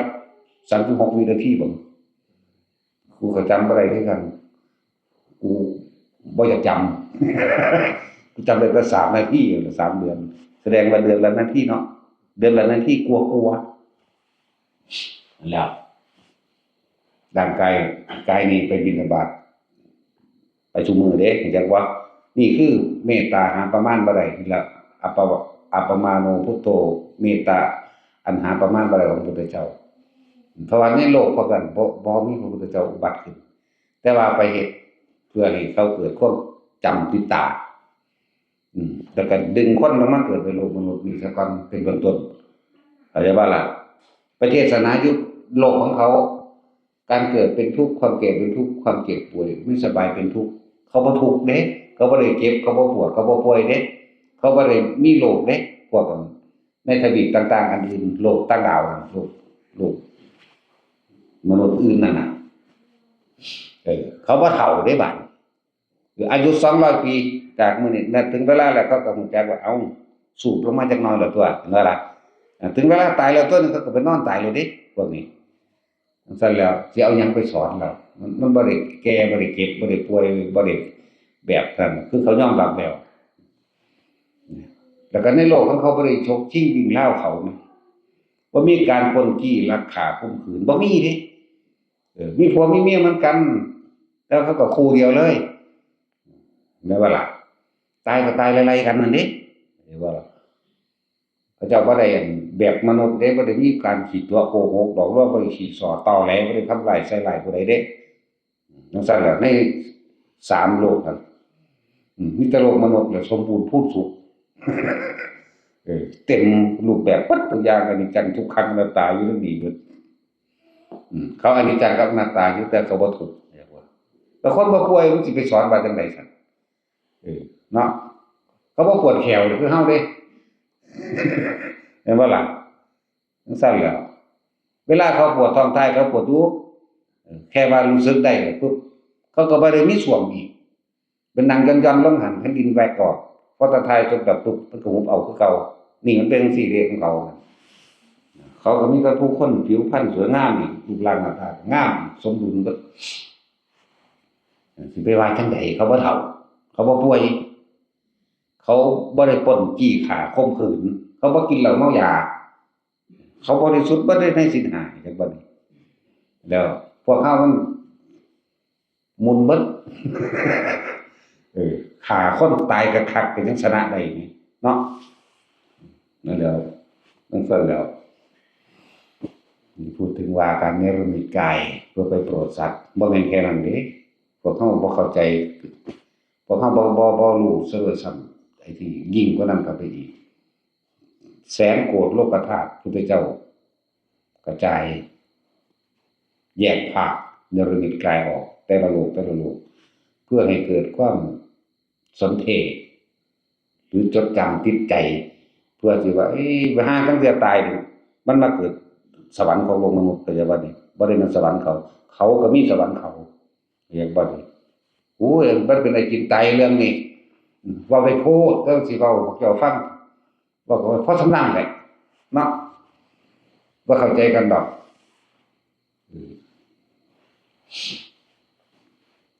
เขาก็มีสวรรค์เขาจังว่าล่ะตายจากนี้ก็ไปสวรรค์เขาเบิดอายุสวรรค์เขาก็มาเกิดโลกของเขาเพราะจะมีเด้แสนโกฏโลกธาตุแต่ละ1โลกธาตุมีบริวารที่เป็นที่อยู่ของหมู่สัตว์ทั้งหลาย 2,000 ก็เอาแสนโกฏมาไล่ซะก่อนจังเอา 2,000 คูณเป็นเท่าไหร่เนี่ยจักรวาลของเฮามีเท่าไหร่ก็ 2,000 เหมือนกันนั่นบ่แล้วจักรวาลของพวกเฮาประกอบไปด้วย4ทวีปอมรโคยานทวีปยังปุเพวิเทหทวีปอุตรกุรุทวีปแต่ก็ชมพูทวีปนี่คือโลกมนุษย์นี่แต่ละที่มี 2,000 จะบ่ละบาดว่าซั่นสิว่าการเกิดเป็นมนุษย์มันยากเด้บ่ธรรมดาเด้เกิดเป็นคนก็ยากระดับนี้แล้วเกิดพระพุทธเจ้าอุบัติขึ้นมาแต่ละพระองค์ยากกว่าเก่าอีกพระพุทธเจ้าเฮาสิว่าจะเกิดเป็นคนอีกก็แฮงอยู่เด้หมายถึงตอนเป็นพระโพธิสัตว์อย่างว่าล่ะเพิ่นก็ตกนรกคือกันเด้ตกนรกก็เป็นเปรตเป็นสัตว์เดรัจฉานเป็นจังซี่บ่เป็นแล้วยากบ่ละบาดนั่นแหละเว้าเรื่องลึกลับเลยยาวไปหนึ่งบอกไปเร็วบ่เข้าใจดอกมันเป็นแบบใดคือเพิ่นว่าระหว่างเขาโคกับขนโคเห็นบ่ล่ะพวกเฮานี่คิดว่าบ่ถึงดอกแนวจังซี่แสนโกฏโลกธาตุเฮาคิดว่าเฮาต้องมีโลกอันนี้แล้วก็คิดว่าบางคนบ่ได้สนใจซะบาปบุญบ่มีแม่นบ่ล่ะพวกอุชิทิฏฐิพวกนี้บ่ได้สนใจหยังเด้นี่เข้าใจบ่เกิดชาติเดียวตายชาติเดียวมีหยังกูฟาดแม่งเต็มที่บ่มีดอกบุญบ่มีดอกบาปบ่ล่ะพวกสัตตตทิฏฐิเกิดเป็นหยังก็สร้างก็เกิดเป็นอันนั้นความคิดเขาเข้าใจบ่นี่พวกสัตตทิฏฐินั่นน่ะฮอดเท่าใด76กับบรรลุไปแล้วพ้นเลยว่ะมันว่าจังซั่นแล้วนั่นแหละนั่นสิพวกเขาก็บ่ค่อยได้ยินได้ฟังแม่นบ่ล่ะเพราะว่าพวกเจ้าบ่ศึกษาเอาเองนำ อยู่ในอภิธรรม7ทิฏฐิ12นี่นั่นแหละอุเฉททิฏฐิและสัตตะทิฏฐิมื้อนี้แต่มันมีอ่านอยู่ในนี้อยู่ก็พากันบ่รู้จักเนาะในพระไตรปิฎกมันก็บ่ได้ครบบางอย่างแต่ว่ามาในที่ต่างๆก็มีอยู่การบันทึกธรรมต่างๆนี่แหละที่เพิ่นบอกว่าสิ่งที่เพิ่นเอามาสอนในธรรมะนี่เหมือนกับว่าใบไม้ในกำมือแต่ว่าบางทีมันก็เปรียบเทียบดูดังว่าเศษดินที่ปลายเล็บมันก็เอามาเทียบจังซี่นอกนั้นเยอะแยะแต่ว่าเพิ่นคือเว้ามากอันนี้ก็มากพอแล้วตั้งแต่เพิ่นเอามาสอนเฮานิดหน่อยเนาะพวกเฮาก็ยังบ่ได้รู้ทั้งเบิดเนาะสิว่าอิหยังกับสิ่งที่ยิ่งกว่านั้นอีกศึกษาเอาตัวเครื่องอาศัยในการดำรงชีพของมนุษย์สัตวศาสตร์16อย่างนี่วิชาสูงสุดในโลกความรู้16คะแนนเพิ่นรู้จักฮอดเฮ็ดไฟฟ้าสมัยตะกี้ก็เลยคนธรรมดาเด้ไฟฟ้าหลอดไฟแบบนี้เพิ่นรู้จักเบิดแต่ว่าอันใดที่มันบ่เฮ็ดพาให้คนพ้นออกจากการเวียนว่ายตายเกิดได้เพิ่นก็บ่นำมาสอนนั่นล่ะฤทธิ์เดชต่างๆมันก็มีแต่ว่าเพิ่นเป็นหยังคือบ่ใช้เพื่อสิปกป้องคุ้มครองคนเพราะคนผู้นั้นสิปกป้องคุ้มครองตัวเองบ่เป็นคนผู้นั้นสิบ่เป็นผู้นำตัวเองคนผู้นั้นสิคอยท่าแต่ผู้อื่นมารักษาเจ้าของเห็นบ่มันเกี่ยวเนื่องโยงใยลึกเข้าไปถึงกันว่าการที่สิถึงพระนิพพานได้คนผู้นั้นต้องไปด้วยตนเองฝึกหัดด้วยตนเองนำพังตนเองนั่นแหละต้องมีคนรักษาได้บ่ได้ถึงสิบ่ได้บ่ล่ะคือจังพวกเฮาเพิ่นเขาเจ้าห้ามฟ้าได้ห้ามฝนนี่ก็ได้ก็นั่นแหละก็จังซั่นแหล้วแต่ว่าเขาจะบ่ห้ามมันสิเกิดกลายเป็นประเพณีขอนั่นขอนี่ว่าถ้าขนาดบ่ห้ามบ่เฮ็ดยังพากันขอฟ้าขอฝนยังมาให้อันนั้นอันนี้มาปกปักรักษาเฮ็ดบุญบ้านป้องกันลมใหญ่ป้องกันนั่นนี่อยู่เนาะถ้าคนมันมีบุญกุศลบารมีมากแท้จริงตกน้ำบ่ไหลตกไฟบ่ไหม้ข้าก็บ่ตายจังซี่มันก็แม่นอีหลีเด้อล่ะนั่นแหละแต่ว่าให้พึ่งพาตนเองบ่ให้ไปพึ่งพาคนอื่นซุมื้อนี้เพิ่นได้ขอร้องเทวดาอินพรหมเต็มอยู่เนาะขนาดบวชเข้ามาแล้วก็ยังพากันไปเฮ็ดพิธีชุมนุมเทวดาหรือให้เทวดามาปกปักรักษานั่นๆนี่ๆเนาะแม่นบ่ล่ะให้เทวดายังว่าในระดับหนึ่งอันให้ผีนาคนะแม่นบ่ซั่นเราเคยอ่านก็ว่าโอ้ยพญานาครักษาวัดนั้นรักษาพระธาตุนั้นพระธาตุนี้ถ้ารักษามึงปล่อยมึงห่างหาแม่มึงบ่แม่นบ่ล่ะแม่นบ่ล่ะเอ้าคิดเบิ่งดีๆเด้อเวลาเขาไปหาขุดเอาของเก่านำฐานที่วัตถุโบราณเป็นวัดหรือบ่โบราณไปหาลักอันเงินบริจาคยอดลงทุนมึงคือบ่จับไว้ซั่นเนาะก็มีแต่ตำรวจหรือกล้องวงจรปิดมันมีนาคมีผีแม่งตรงใดไปหาแนวซั่นนั่นแหละคือความเชื่อซื่อๆเด้นั่นมันความจริงเด้ปล่อยพระธาตุพนมห่างลมลงมาเฮ็ดหยังซั่นแต่ว่าหลายเด้ตะกี้ว่า12ตนนั่น7ตนนั่นมึงปล่อยมันห่างเฮ็ดหยังเนาะคือบ่เหลี่ยมจุกอยู่คือเก่าแม่นบ่คัดสีใส่วิวัฒน์นั่นเพิ่นแต่คนตัวเฮ็ดอยู่นั่นสั่งอิฐตัวนอนมาถอยพากันเลียอิฐอันนั้นอันนี้แตกฮักท่านก็เอาสั่งรถปูน10แพ็คพุ่นได้ล่ะเนาะเว้นงูตัวใดมันเป็นเหยื่ออยู่หั่น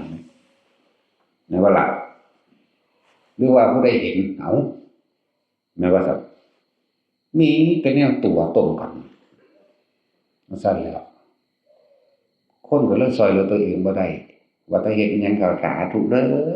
โลดให้ผู้นั้นผู้นี้มารักษามันรักษาได้จริงๆมึงรักษาบ่ให้เจ็บบ่ให้ปวดบ่ให้ป่วยบ่ให้ตายมึงดูมันรักษาได้บ่ล่ะนี่แม่นความจริงหนีบ่ได้ธรรมชาติที่มันเป็นของมันแบบนี้แต่เจ้าบ่ละปัญหาของเจ้าเองก็ เขาจะเอาตัณหาหรือมาเป็นปัญหาเขาจะเอาความสงสัยหรือมาเป็นปัญหาละปัญหาเจ้าของให้มันได้ที่จะสงสัยอย่างที่เนาะเสร็จแล้วมันค่อยแต่จับผิดอยู่นี่ก็มีเนาะที่มาค่อยถาสงสัยนั่นนี่แต่ว่าบ่ลงมือทำมันขาดความสงสัยไปได้มีแต่ขาดคะเนเอาแบบนั้นแบบนี้บอกแต่เรื่องบุญบารมีนั่นบารมีเนี่ยนั่นบารมีหามยังยังเกิดอยู่เนาะมันยังทุกข์อยู่เด้นี่บอกกันไปพุ่นน่ะบอกแต่เดียวอันยังถ้าเว้าเรื่องบารมีสูงเกิดเป็นกษัตริย์จักรพรรดิเกิดเป็นนั่นเป็นนี่เนาะเกิดเป็นหยังก็สร้างก็นั่งขม้ออยู่เด้นี่อยู่มั้ยแล้วแต่สิตอนเกิดเป็นหมาคือบ่เว้าไงโอ้ยแต่เกิดเป็นแมงข้ามคือบ่เว้าเกิดเป็นแมงทับคือบ่เว้าเกิดเป็นหวกเกิดเป็นกบเกิดเป็นปูเป็นปลาเป็นลิงเป็นไส้เดือนคือบ่เว้าเนาะบารมีห่างมาตรงทางใดนั่นแหละต้องมาลงมากที่สุดก็แล้วกันเป็นเปรตเป็นสัตว์เดรัจฉานมากที่สุดแม่นบ่ล่ะเอาสมมุติว่าคนผู้นั้นตกนรกเอาจักล้านชาติเกิดเป็นคนที่หนึ่งแล้วตกนรกอีกล้านหรือตกนรกอีก2ล้าน3ล้านหรือ10ล้านชาติเป็นเทวดาที่หนึ่งอะไรบ่ล่ะจากเทวดาเราลงนรกอีกแน่ที่หนึ่งเห็นไหมมันก็ธรรมดาเด้คือบ่ระลึกชาติตอนไปตกนรกนี่ถือไฟไหม้แบบใดอยู่กระทะอยู่อันพื้นดินถือภูเขาอัดบดแบบใดถือก้อนหินใหญ่กิ้งไล่ทับแบบใดกระโดดลงน้ำเผ็ดน้ำแสบน้ำเข้มถูกน้ำลัดขาดเป็นท่อนๆแบบใดเขาฟันปากแบบใดเนาะธรรมดาเด้เขาบ่ได้เว้านำรูปภาพที่เขาเขียนไว้นำข้างฝาผนังเด้เว้านำเจ้าของเป็นเอาเองจักว่าบ่ได้ดีเด้นี่มีแต่ตกนรกบ่ได้ขึ้นสวรรค์จักเทื่อหามันนี่มีแต่ตกนรกลึงแล้วเอาว่าแท็กซี่มันอยากลึงนรกคือกูบ่เอารถสั่นก็รถไปรถให้มันร่อนชินกับนรกลงเบิ่งนั่นแหละโดดลงน้ำเป็นตะกินเด้น้ำมันก็เลยมันหิวมันบ่ล่ะถืออันนึงคลื่นเครื่องห่ำมาตั้งดังอย่างนั้นเสียงฟ้าผ่าในหัวนี่บ่ธรรมดาไปอย่างเปี้ยปะตึงตั้งเหมือนมันแล่นบัดนี้เมื่อยร้อนเหงื่อซัดออกเด้ถ้าได้ก็เกิดเป็นแม่น้ำทั้งน่ะเสียงน้ำซ่าเป็นแต่แสบของมันหิวอยู่แล้วเนาะผู้ใดก็แล่นโฮลงไปโอ้ยก็ว่าลงไปกินน้ำโดดลงไปที่บ่แม่นติยิ่งกว่าน้ำกรดอีกเด้นั่นแหละลงไปเจ็บแสบปวดร้อนแล้วอันน้ำหนามเกี่ยวจังมันมาใหม่ทางใดดอกมันก็ดึงของมันเอาเองก็มันเฮาดึงเด้ขาดออกเป็นท่อนๆตายแล้วก็ไปฟื้นขึ้นมาหม้องเก่านั่นแหละแล่นลงมาอีกซั่นแล้วนรกขี้เถ้าร้อนบัดนี้เวทนีนรกอันบอกเมื่อกี้นี่ถึกนรกขี้เถ้าร้อน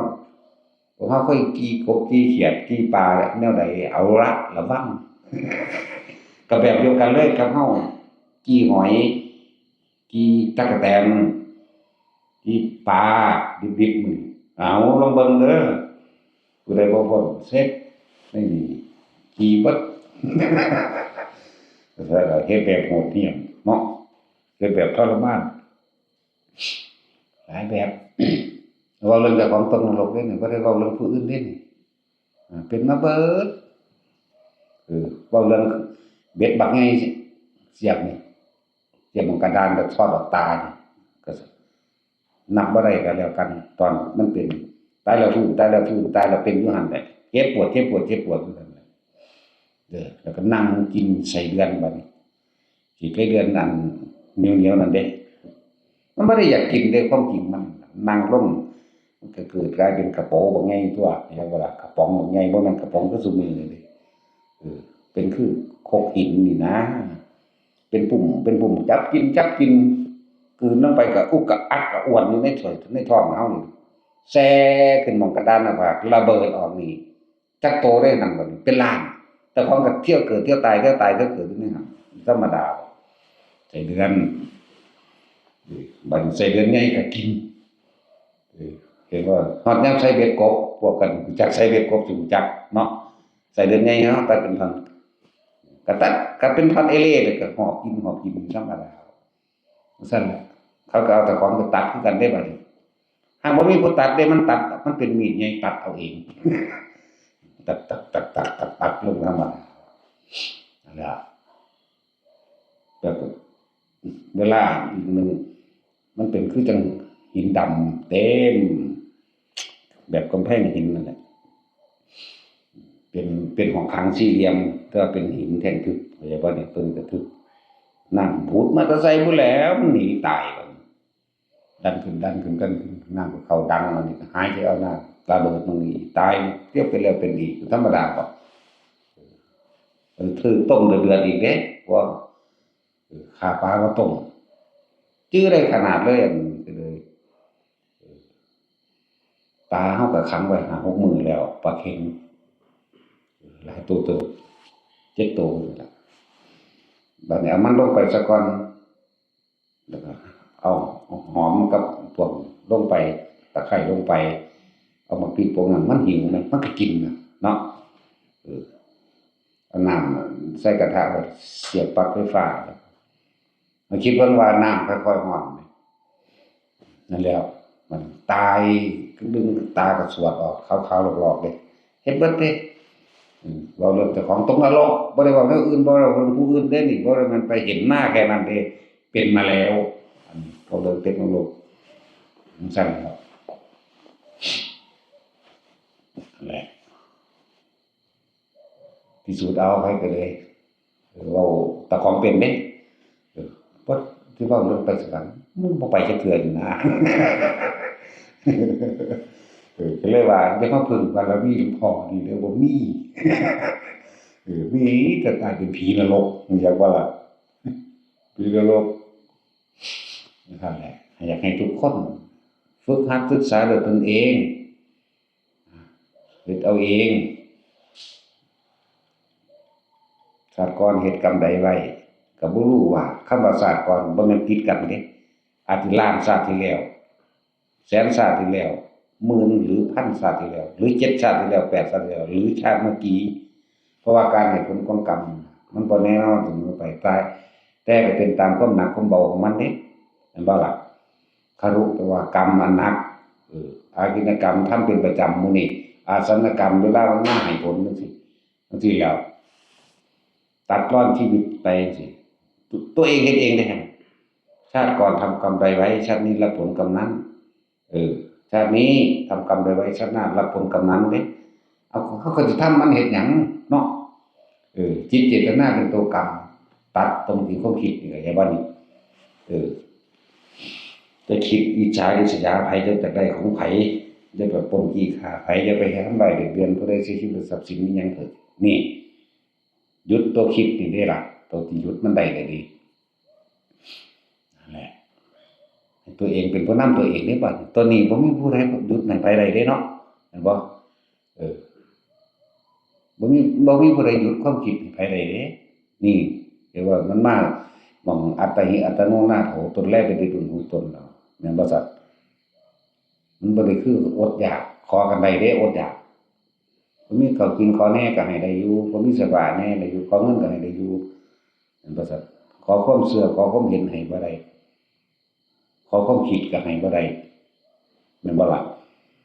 พวกเจ้าต้องฝึกหัดตัวเอาเองพวกเจ้าต้องเฮ็ดเอาเองพวกเจ้าต้องเป็นผู้นำเอาเองเด้ทำนี่นำพาตัวเองตกนรกมันพะแห้งเลยเด้เนาะถ้าว่าไปสวรรค์เขาจะได้เห็นฮอดบ่ได้อยู่ฮอดบ่ได้อยู่อยากอยู่ก็บ่ได้อยู่ขนาดนั้นแล้วมันบ่แม่นคนบุญเด้นี่คนบาปจักบ่นี่นั่นแหละพวกเจ้าต้องฝึกหัดเอาเองเป็นผู้นำเอาเองนะว่าทุกคนสิหนีบ่พ้นเด้ความตายชีวิตเป็นลี่อยู่ไสไผสิมากันเจ้าเอ้า สิ่งศักดิ์สิทธิ์มันอยู่ไสมาป้องกันตายให้แหน่แม่นบ่ล่ะผู้มีเหล็กไหลก็บ่ป้องกันแก่เจ็บตายได้หมอก็บ่รักษาความแก่เจ็บตายได้เด้มีแต่ตายแต่หมอก็ยังรักษาตัวเองบ่ได้อยู่เนาะมันก็แก่เจ็บตายคือกันกฎหมายก็บ่เห็นว่าสิออกห้ามแก่ห้ามเจ็บห้ามตายแม่นบ่ซั่นแล้วบ่มีสิ่งศักดิ์สิทธิ์อยู่ไสมันคือบ่มาป้องกันแก่กันเจ็บกันตายแม่นบ่ล่ะขอผีสางนางไม้ขอพญานาคขอพญาครุฑขออีหยังนางกวักกับหนังบักบงบักแก้วอิหยังก็อังปังโลกขาดสารอาหารอิหยังจังซี่กุมารทองกุมารทองว่าซั่นก็ประมาณนั้นโอ้ยสารพัดแต่คนเอามาเพื่อสิให้ปกปักรักษาเจ้าของอิหยังก็สู้ชกก็มีเอามาเป็นของหาลาภปะนะหาลาภแม่มึงบ่ก็มาว่าขอทานมันสิเอาหยังมาให้สูสู้ชกก็เอามาบัดนี้ผู้ใดบูชาสู้ชกบ่อึดบ่อยากว่าซั่นโอ้ยหังอึดหังอยากจังว่าขอทานแล้วเทพนั่นเทพนี่โอ้ยถ้าอยากให้เขารักษาตัวเองก็ต้องรักษาตัวเองให้เป็นก่อนตัวเห็นบ่ซั่นถ้าอยากให้ผู้อื่นช่วยตัวเองก็ต้องช่วยผู้อื่นก่อนตัวนั่นแหละ การทำตนเป็นที่พึ่งของตนคือการได้ช่วยเหลือบุคคลผู้อื่นโดยไม่หวังสิ่งใดตอบแทนแต่ว่าถ้ารักตัวเองจริงๆแล้วก็อย่าไปทำร้ายผู้อื่นเห็นบ่ซั่นรักใดที่จะเสมอด้วยรักตนไม่มีดอกถ้ารักตนแล้วก็อย่าไปทำร้ายคนอื่นจะไปเบียดเบียนเขาไปทางใดก็ดีเบิดถ้าเฮามีหัวใจบ่เคยคิดเบียดเบียนทำลายผู้ใดเสียชีวิตและทรัพย์สินนั่นแหละตรงนั้นแหละถึงกับเคยเกิดขึ้นมาเป็นบุญญาฤทธิ์ปกปักรักษาตัวเองเป็นบุญญาฤทธิ์มรรคสิทธิฌานเป็นไปในหนทางเดียวคนที่ทรงอารมณ์มันเป็นกุศลจะบ่ล่ะเกิดกลายเป็นเรื่องโบราณมาตรงนั้นบ่ไหลต้องไฟบ่ไหม้ข้าก็บ่ตายไปทางใดก็แคล้วคลาดและปลอดภัยเพราะตัวเองบ่เคยคิดทำร้ายเบียดเบียนไผมักช่วยเหลือและแบ่งปันไปทางใดก็บ่อึดบ่อยากแล้วว่าล่ะจึงว่าเฮาจึงเอาธรรมเอาความจริงเป็นใหญ่แล้วก็ไปฝึกหัดแต่ธรรมมันหยังล่ะธรรมมันบ่ซั่นก็ไปเรียนรู้เอาเองนั่นเลยหนังสือพระไตรปิฎกก็มีฟังอยู่นี่ก็พอเข้าใจแล้วล่ะนั่นบัดนั่นแหละธรรมคือหยังทานก็เป็นธรรมศีลก็เป็นธรรมเป็นกุศลธรรมอย่าบ่ล่ะทานศีลนี่ก็มาปัญญาวิริยะขันติสัจจะอธิษฐานเมตตาอุเบกขานี่เป็นธรรมเป็นกุศลธรรมถ้าอกุศลธรรมก็บ่ให้ทานก็บ่สนใจเรื่องศีลก็บ่สนใจสิบำเพ็ญตนเองก็บ่สนใจว่าสิไปเห็นตามความเป็นจริงได้คำว่าปัญญาเห็นไหมล่ะก็บ่มีความเพียรพยายามในการสิทำบุญนะบ่อดบ่ทนหยังผู้ใดบาผู้ใดผู้ฟาดปากแดงนั่นคือกันเนาะมันก็กลับกันแค่นั้นเองสัมมากับมิจฉาเป็นคู่ขนานมันอยู่นำกันบ่ได้แต่บ่มีคู่ขนานเป็นจังซี่มันจังว่าล่ะมันอยู่นำกันจังซี่บ่ได้มันไกวกันบ่ได้มันต้องพละออกจากกันนั่นแหละเดี๋ยวแนะนำให้อยู่นี่อาศัยกำลังของอาการปิติเด้อมาเพื่อเป็นการปรับธาตุปรับปรุงรักษาโลกตนเองก็มาเฮ็ดเอาเองก็ข้าตัวเองบ่มีศรัทธาแล้วบ่มีทางเฮ็ดนำๆเบิ่งเทื่อนึง2เทื่อโอ๊ยบ่เท่าดอกบ่เท่าก็ช่างแล้วบ่แม่นกูแหมเนาะกูบ่ป่วยเด้กูนี่ถ้าตายอย่างเดียวเด้บ่ป่วยเด้อเทศมานี่จักปีแล้วบ่เซาจักเทื่อเนาะถ้าตายเอาโลดเด้สิบอกให้เด้อบ่ได้เซาเทศคือตายมื้อใดบ่เห็นออกมาตายเด้สิบอกให้ซั่นแหละพวกมาอยู่นี่จะเป็นหยังก็ได้ก็ไข้เป็นหวัดก็ได้ก็เป็นนั่นเป็นนี่แล่นพากันไปโรงบาลเนาะมันเป็นจังไดน้อบ่สบายโลดเฮาคือสบายแท้เนาะบ่ป่วยจักเทื่อ ถ้าตายเอาเลยเด้นี่จังซั่นนี่แหละเอิ้นว่ากำลังของฌานกำลังสมาบัติกำลังสมาธิอาการดีๆมันรักษาของมันเองมันปรุงมันปรับธาตุปรับปรุงของเจ้าของเองดอกสิผู้ใดมารักษาแต่กี้เขามาคุมให้ไปฉีดยังโควิดบ่ฉีดโอ้ยฆ่ากูโลดบ่ได้สอนเด้เดี๋ยวเกิดมาแก่มาเจ็บมาตายบ่แฮงมันรักษาหาแม่งบ่เดี๋ยวบ่มันพากันตายเอาตายเร็วกว่ากูอีกกูบ่ฉีดเออมีการอันนั้นอันนี้บังคับบ่ให้กันกูบ่ไปไสแม่เนาะแม่นบ่ล่ะกูบ่ไปไสกูสิสะออนสูบ่แล้วพอไปฉีดเป็นไงก็เดี๋ยวป่วยแหละก็โซกเสะเข้าไปล่ะจังมันยังแขนบ่เคยลอยก็ลอยแขนขาลอยมึนหัวมึนสมองหวกอ้วกหากนั่นนี่มีแต่แล้วเป็นโซกเสะไปบ่ล่ะจังซั่นก็ร่างกายมันสมดุลของมันอยู่แล้วเอาแนวอื่นมาปนอยู่หยังเนาะบ่แท็กซี่เอาล่ะเฮาเชื่อมั่นในธรรมเฮาธรรมเป็นใหญ่เกิดแก่เจ็บตายเป็นธรรมดานี่ก็เชื่อมั่นเกิดแก่เจ็บตายเป็นธรรมดาหนีตรงใดหนีบ่พ้นหิวกระหายมันกินร้อนก็เฮ็ดให้มันเย็นหนาวก็เฮ็ดให้มันอุ่นตัวแม่นบ่ล่ะก็อยู่แค่นี้นี่ประคองไปซ้ำตายนี่แม่ผู้ใดก็เกิดมาหากินซ้ำตายน้ำที่ยังกระดอกกระเดียพวกกันพวกหาเสียงการเมืองไปจังซี่ลูกเต้าแล้วล้านผิดเถียงกันอย่างมุ่นมรดกโอ้ยเว้าพื้นกันคนนั้นคนนี้ขอรอกันแหละปานสู้สิบ่ตายเนาะยังกระดอกกระสูยังว่านี่บุญกุศลบ่ได้คิดคำนึงมีแต่อยากได้ก็อยากเอาเนาะสร้างเขาบอกว่าบ่แม่นเฮาแม่มันบ่แท้สิมันธรรมดาเด้คนผู้นั้นต้องเข้ามาสัมผัสศึกษาเอาเองเด้แต่ว่าวันเรื่องบวชกูก็เคยบวชมาเหมือนกันมึงศึกหาแม่มึงบ่เนาะมึงเป็นอรหันต์บ่จังซี่แล้วแต่ว่าเรื่องแน่จังซี่ก็ดีคือเฮาให้ฝึกหัดสมาธิเทศให้จิตตั้งมั่นมันก็มีแปลกแบกแนวหลายวิธีฝึกลองอธิษฐานกระดาษเอาจากขาลงเด้อเสียงเพิ่นเด้อโอ้ยเฮ็ดโอ้ยเล่นกลดอกซั่นกลแม่มึงบอกมึงบ่ได้เฮ็ดจักเทื่ออยู่แม่นบ่ซั่นนี่คือมันบ่ยอมทดสอบทดลองเอาเองเฮาบ่ได้เป็นผู้จับผู้บ่ายน้ำมันเลยเขาก็เห็นแต่บอกเฮ็ดจังซี่คือเฮาบ่ไปสู้เลยแม่นบ่ล่ะของซำนี้ก็ยังบ่กล้าลงมือเฮ็ดมันสิไปฮู้ทำละเอียดลึกซึ้งปานนั้นได้จังได๋เนาะบ่ทดสอบทดลองเรียนรู้ด้วยตนเองแม่เบิ่งผู้อื่นเฮ็ดมันก็วิจัยวิจารณ์ไปอย่างหนึ่งไปคาดคะเนคำนวณเอาไปสรุปความเห็นเอาเองว่าแม่นแล้วเจ้าเฮ็ดจังซั่นแม่นแล้วเฮ็ดจังซี่โตมันเองอยู่แท้ๆมันคือบ่เฮ็ดเท่าที่เฮาบอกเนาะจังซี่บ่มันสิเนี่ยมันสิไปฮู้ธรรมได้จังได๋มันสิไปฮู้ความจริงได้จังได๋ตัวเองก็ยังบ่ทดลองเอาเองเนี่ยเรื่องแค่นี้เอง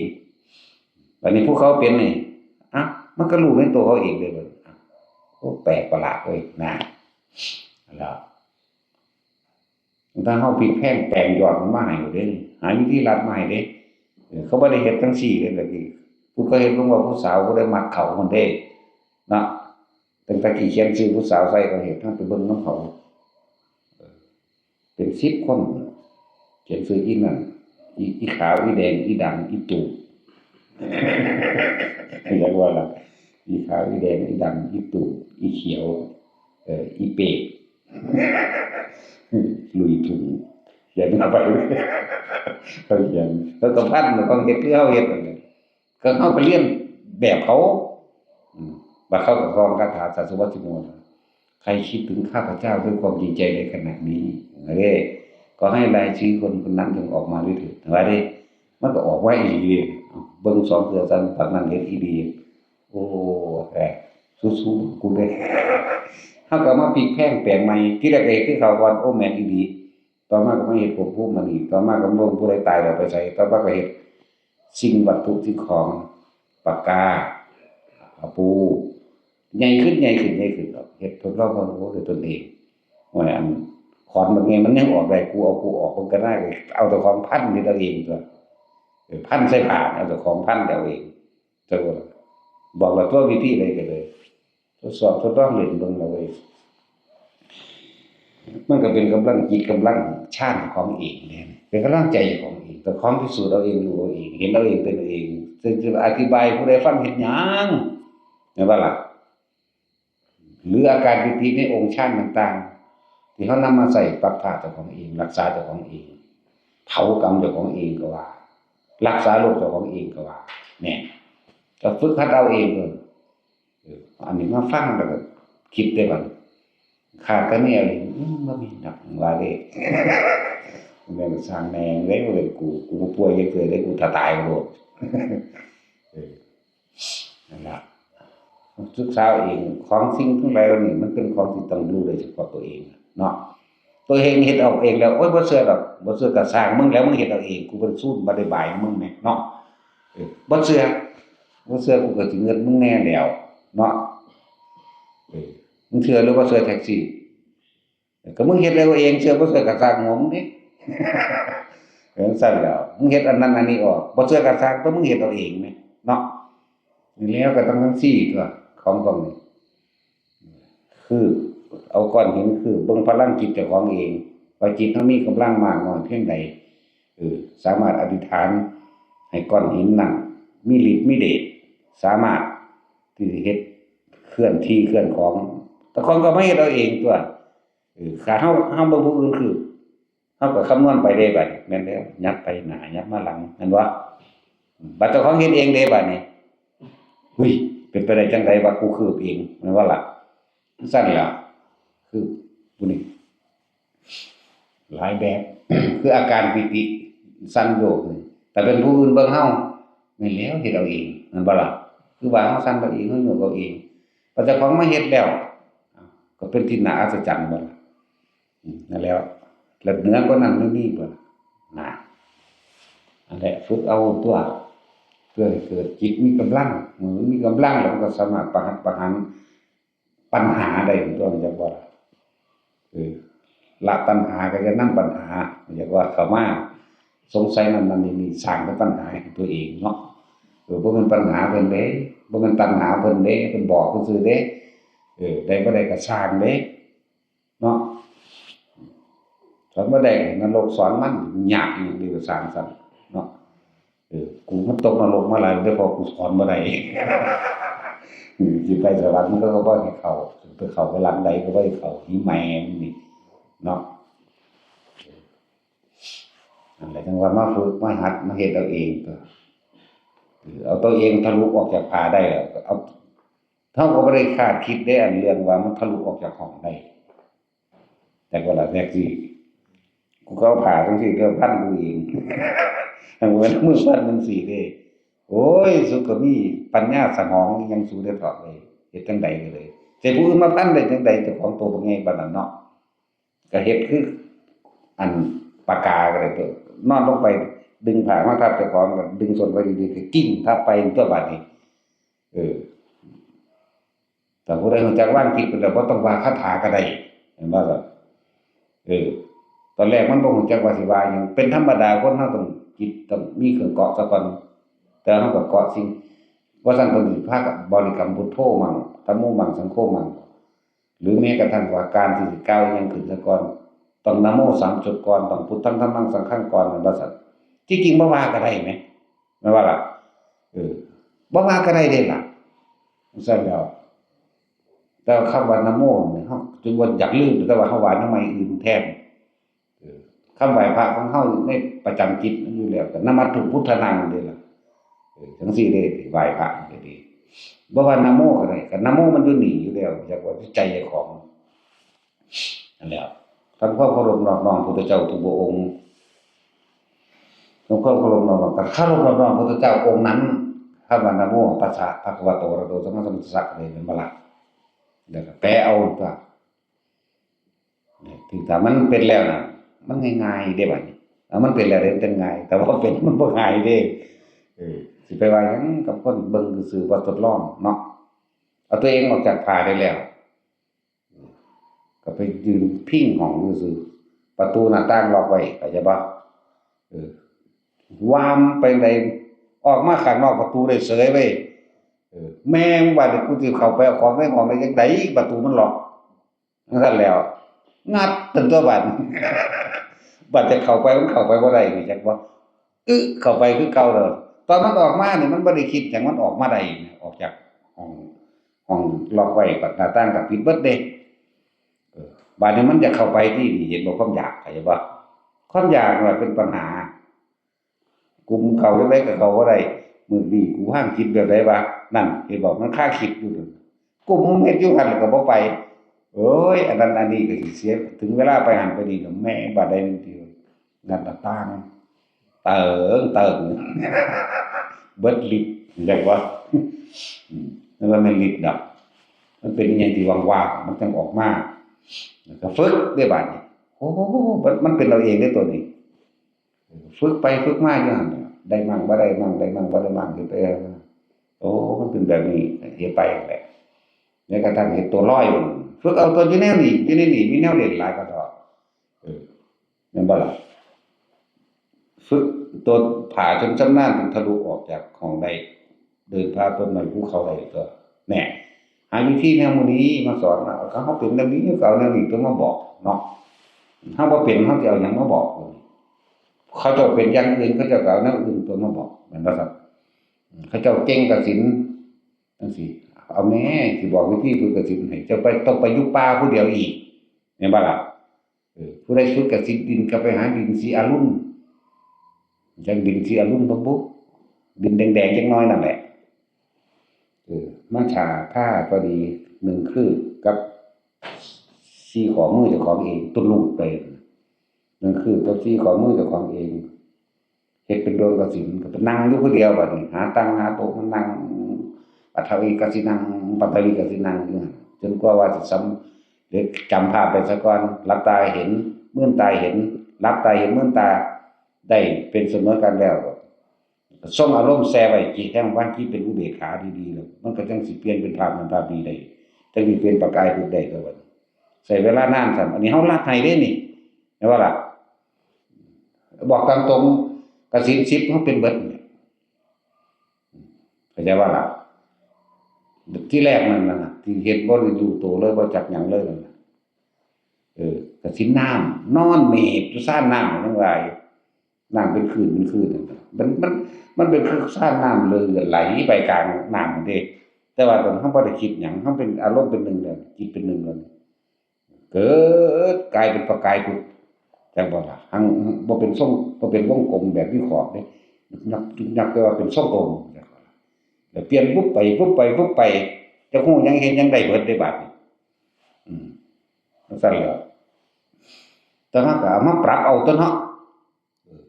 เขาไถนาอยู่ก็เฮ็ดได้เด้บัดนี้หมายถึงเป็นกสิณดินเอากูคือเป็นแนวนี้ตัวบัดบ่จักหยังเด้มันเฮ็ดไปนั่นแหละสีเขียวก็เบิ่งต้นไม้ซื่อๆก็เป็นบ่ได้ไปตัดวงกลมอีหยังสีขาวก็เหลียวเบิ่งอันนั้นที่มันขาวๆก็ได้จังซี่ล่ะเดี๋ยวเบิ่งปลายไม้ปลายไผ่ที่มันรูไปรูมามันก็สามารถจับภาพได้ธรรมดาอันแบบบ่จักหยังดอกนั่นแต่ว่าจับมันได้ว่ามันทุกคนเห็นแบบนี้ซื่อๆอันนี้พวกเจ้าบ่มีเวลาปานนั้นดอกมาฝึกเอาหาวิธีมาโหลดสิเฮารัดให้ได้นี่เห็นบ่ล่ะเดี๋ยวว่าเอาผลมันมาให้แต่ละคนแต่ก็ฝึกเอานี่แหละจังน้อยเลยเนาะนะครับด้วยแล้วถ้าเป็นการทรงอารมณ์มันเป็นกุศลเบิดพุทธเจ้าทุกพระองค์ก็สอนให้พวกเฮาทรงอารมณ์อันเป็นกุศลคิดเป็นกุศลเบิดนั่นแหละที่แรกเลยสัพพะปะปัสสะจะมาขันติปรมังตะโพแน่ทั้งก็มีความอดความทนรักษากุศลไว้ในบริษัทนั่นแหละก็มีความเพียรพยายามเลยห้อยคนเฮาก็มีความพอใจในการที่ทำใดสิ่งหนึ่งสำเร็จเบิดเด้เห็นว่าพวกเฮาพากันสวดมหาธารณปริญอยู่อย่างนัตถิฉันทสหานินี่มีความยินดีมีความพอใจเห็นบ่นี่พอใจในธรรมอันนี้กุศลอันนี้นัตถิธรรมเทศนายหานินี่ฟังธรรมเป็นนิจมีความยินดีพอใจในการสิฟังธรรมไปพวกเราเป็นหน้าธรรมนัตถิยังอีกบ่วิริยัสสหานิเห็นบ่ล่ะเนี่ย เกิดความเพียรพยายามในการกระทำนั้นไปเรื่อยๆหน้าที่วิปัสสนาญาณนี้มันก็รู้แจ้งเห็นจริงตามความเป็นจริงได้โดยความเข้าใจซะก่อนว่าจะว่านี่ความเห็นเป็นไปตามความเป็นจริงวิปัสสนาญาณนี้ต่อมาก็หน้าที่สมาธิทัศนะนี้เกิดความตั้งมั่นขึ้นในตนเองแล้วก็หน้าที่วิมุตติญาณนี้เองว่าล่ะก็เข้าสู่โหมดแห่งความรู้พ้นตัวนั่นแหละหน้าที่ฉันทสหานิหน้าที่ธรรมเทศนาญาณนี้หน้าที่วิริยสหานิหน้าที่วิปัสสนาญาณนี้หน้าที่สมาธิทัศนะนี้เมื่อเฮามีความเห็นตามความเป็นจริงเลยแล้วสมาธิจิตมันตั้งมั่นได้ง่ายว่าล่ะเมื่อมันตั้งมั่นได้ง่ายแล้วถ้ามันบ่หวั่นไหวกับสิ่งใดสิ่งหนึ่งที่มันกระทบกระทั่งมันก็วิมุตติญาณนี้แต่เบิ่งในปัญญาเนาะอยู่ในมหาการณปริตบ่แม่นว่ามันสิบัดสิป้องกันอันตรายจังได๋เฮาได้อย่างเดียวเด้ต้องสวดด้วยความศรัทธาด้วยความตั้งมั่นในตนเองก็คักเด้แต่ว่าล่ะที่เฮาสวดมนต์ด้วยความศรัทธาด้วยจิตเป็นหนึ่งเลยเห็นบ่เป็นเอกคตาจิตเอกคตาลมจิตเลยมีกำลังขึ้นมาอีกก็เลยต้องอาศัยบทนำเหล่านั้นอย่างว่าล่ะคือคำบริกรรมจริงๆมันบ่อิหยังมากเลยแต่ว่าอีกแบบนึงเด็กน้อยในสมัยพุทธกาลมันถึงมันขอทานไปนอนดูใต้เตียงเขานี่แหละ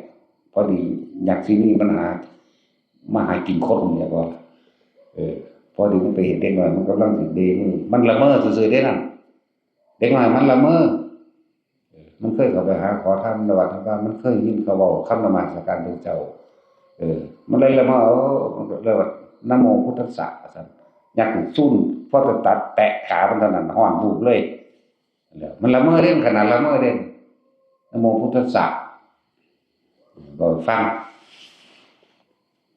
นะโมพุทธัสสะนะโมธัมมัสสะนะโมสังคัสสะคำเต็มมือก็นอบน้อมพระพุทธเจ้าเหมือนนะโมตัสสะภะคะวะโตล่ะแล้วมันสั่นมันเฮาภาวนาพุทโธพุทโธกับผีญาณเนื่องจากบ่ล่ะเนาะตั้งแต่กับผีเจ้าของนั่นแหละว่ามันผีนั่นเด้อล่ะคนที่ภาวนาคนที่ทรงฌานเจริญฌานก็ม่านทั้งหลายมันสิมาเฮ็ดอิหยังเฮาได้เอาฮอดม่านใหญ่ทั้งห้ากี่ขันธ์พิธีกิเลสม่านคัตตม่านมัจจุราชม่านคือความตายพี่ก็คืออภิสังขารม่านความคิดใหญ่เทพบุตรม่านคนก็แม่นสัตว์ก็แม่นหรือเทวดาอีกพรหมก็แม่นเทพบุตรม่านจักว่าล่ะในหาอย่างถ้าเฮาภาวนาทรงโดยอานาปานสติอยู่แล้วนี่จักว่าทรงฌานเจริญฌานด้วยลมหายใจนี่หรือจับอยู่หน้าลมได้แล้วนี่มันบ่มีหยังมาเฮ็ดเฮาได้เด้ล่ะมันบ่ได้มีเวลาไปคิดอยากได้ทรัพย์สมบัติเงินทองเลยล่ะนั่นแหละเอิ้นว่ากิเลสมารบ่อาจมาขัดขวางมาทำลายความตั้งใจของเฮามั่นคงของเฮาได้ขันธมารก็บ่มีปัญหาแต่มันอยู่ในลมหายใจอยู่นี่นั่นว่าซั่นความคิดมันจะไปคิดออกทางใดก็มันอยู่แซ่ในลมหายใจนี่หรืออยู่ในอุณหภูมินี่ความคิดน่ะอภิสังขารมารว่าซั่นนั่นแล้วพวกเทพบุตรมารมันสิมาใกล้เฮาได้จังได๋ทั้งหลายเหล่านั้นขนาดค้อนตกมาจากอากาศมันก็ยังเวียงออกห่างเฮาเป็นว่างนั่นหรือเกิดอุบัติเหตุอันบ่คาดคิดจังซี่มันก็เป็นองค์ชาติรักษาเฮาไว้ได้เข้าใจบ่ซั่นตัวกิเลสมารขันธมารอภิสังขารมารนี่ไงคือหมู่เด้ความคิดเจ้าของเองทำลายตัวเองเข้าใจบ่ล่ะกิทะมะทิที่หมายถึงเทพบุตรมารที่ว่ามันเลยเปลี่ยนมาเป็นเทวดาเลยเป็นเทวะแต่กี้มันที่ว่าเอกาหนึ่งทวิสองเห็นว่าทวิเห็นว่าสองผู้ที่อยู่ในอัตภาพที่สองเอกาหนึ่งทวิสองติสามในภาษาทางคนบ่ท่านจักสัมเด็จครั้งว่าเทวดาสัตว์ดาวดึงมันแปลว่าหยังเนาะตาวติงสาแปลว่าหยังแปลว่า33สวรรค์ที่มีเทวดาผู้เป็นใหญ่ทั้ง33องค์ดาวดึง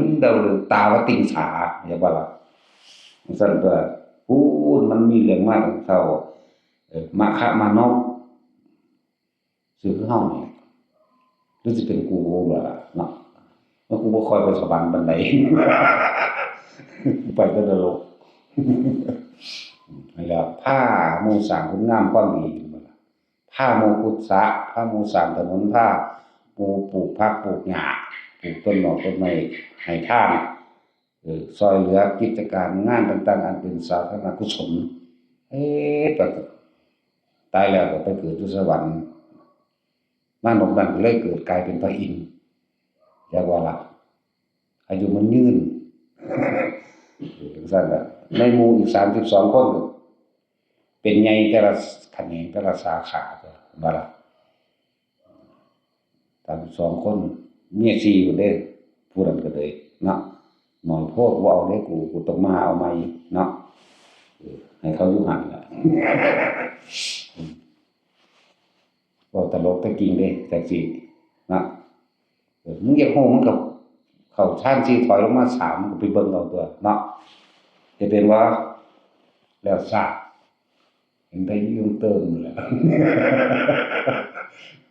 ว่าสิแต่เก่าขี้ร้ายก็แต่มันก็งามมันแหละเดี๋ยวนี้บ่งามแล้วบ่คือแต่กี้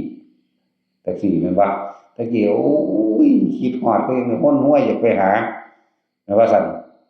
เหลียวเบิ่งข้างทุ่งนาเห็นต้นขามก็ดีใจเห็นพี่น้องเขาก็ดีใจเห็นญาติเขาก็ดีใจ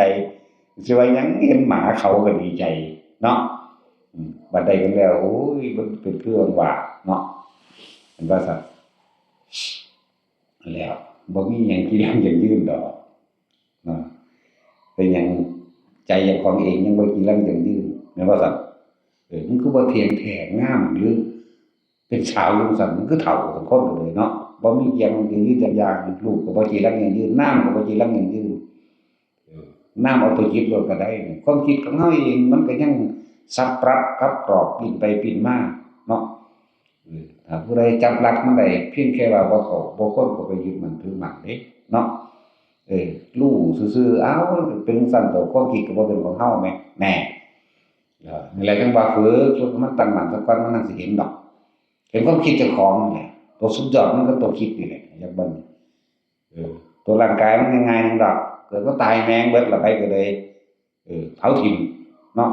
บ่มีผู้ใดใหญ่กว่าโลกดอกแม่นบ่ซั่นบางคนเขาก็ฝังบางคนเขาก็เผาหาบางคนก็เปื่อยเอาเองซั่นแหละตะกบตะเขียดก็ไปฝังมันเนาะมันก็สิเปื่อยเอาเองเป็นไปนั่นแหละหลายอย่างในประเทศนี้ฉะนั้นคนที่สิฝึกหัดศึกษานี่คือศึกษาตัวเองเด้นั่นการศึกษาสูงสุดคือการศึกษาตัวเองเด้ตัวเองยังสิพ้นได้เห็นบ่สำพวกไปจบปริญญาเว้ยมันเอาของสูงมาแลกของต่ำซื่อเนาะฮะเรียนทางโลกเรียนเฮ็ดหยังเรียนไปแต่โกงกันถ้าทำลายกันเอาเปรียบและข่มเหงกันถ้าเรียนของพระพุทธเจ้าบ่กล้าทำลายบ่โกงไผมีแต่ความหลุดพ้นอย่างเดียวบ่เวียนว่ายมาเกิดอีกแม่นบ่ล่ะนี่แล้วปริญญาของพระพุทธเจ้าคือตัวนั้นเด้อันเราได้รู้แล้วเด้นั่นจักบ่ล่ะปริญญายันติเมนี่ทุกเราควรกำหนดรู้บ่แม่นผลักไสมันออกอันคนอยากพ้นเดี๋ยวนี้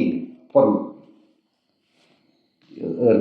ต่อหน้านั่นแหละพ้นของเขามันคนละพ้นกันเด้เนาะบ่อยากทุกข์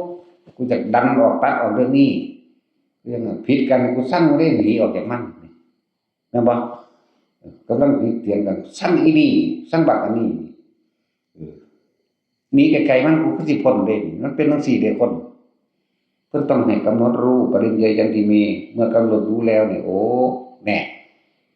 โอ้นี่ก็อธิบายบ่ถูกคือกันการเราได้รู้แล้วก็เป็นปริญญาตันติเมตัว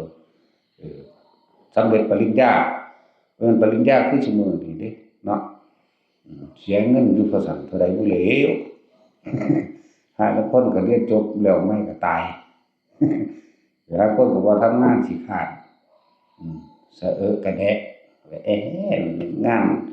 บ่สมกับกูเลยหากินเอาเองก็บ่เป็นเอาไปเอามาความเฒ่าแก่ชราไปเขาก็รังเกียจก็ขี้คร้านเนาะ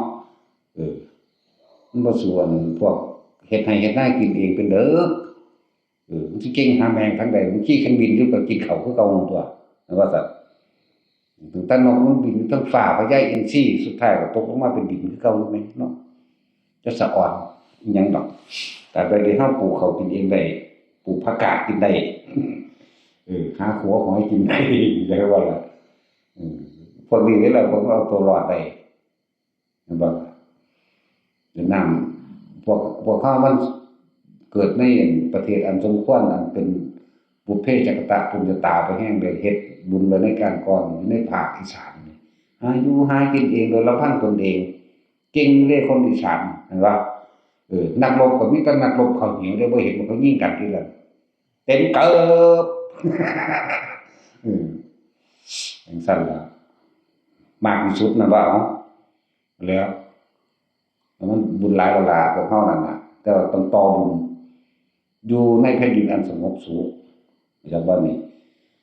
แผ่นดินอันนี้บัดนี้ก็สรรหาตัวเองเข้าสู่ธรรมะสร้างบุญสร้างทานบารมีเพื่อหนี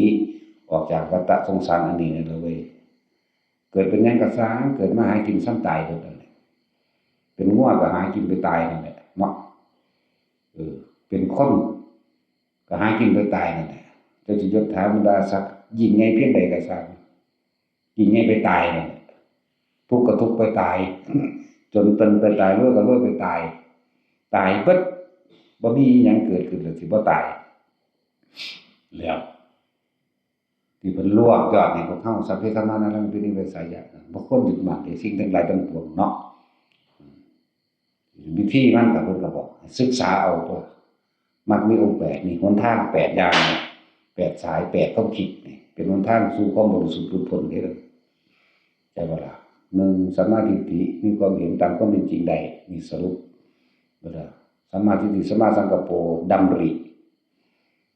หมายถึงตาเห็นหูได้ยินที่เดียวนี้แล้วก็คิดก็จะว่านี่คิดก็คิดไปตามความเป็นจริง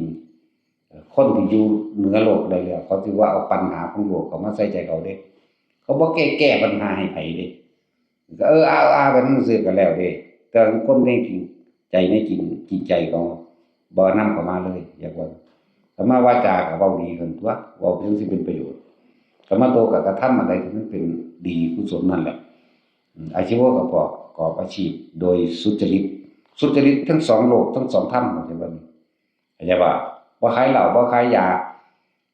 จังซั่นตัวเป็นต้นธรรมะอาชีวะสัมมา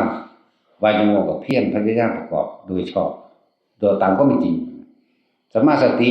ระลึกเบิ่งอันใดผิดอันใดถูกอันใดควรอันใดบ่ควรประโยชน์มากประโยชน์น้อยสัมมาสติก็สัมมาสมาธิตัวจิตก็ตั้งมั่นไปในหนทางแห่งความหลุดพ้นตัวสัมมาสมาธิจังซั่นสัมมาญาณะตรวจสอบตัวเองเข้าใจบ่สัมมาญาณะกับสัมมาวิมุตติหลุดพ้นออกจากการเกิดนี่แหละบ่ได้ออกจากไผดอกพ้นออกจากปัญหาโลกบ่เอาเรื่องของโลกเข้ามาสุมไว้ในใจบ่แก้ปัญหาให้ไผเพิ่นเว้าไปตามความเป็นจริงคือคำว่าตถาคตหรือตถาตาเพิ่นเว้าความจริงต้องเป็นอย่างนี้ซื่อๆเด้แต่ว่าเพิ่นบ่บังคับไผว่าเพิ่นก็ว่าตถาคตแปลว่าหยังแปลว่าความจริงแต่ก็ล่ะจังซั่นแหละเพิ่นบ่ได้แทนชื่อว่า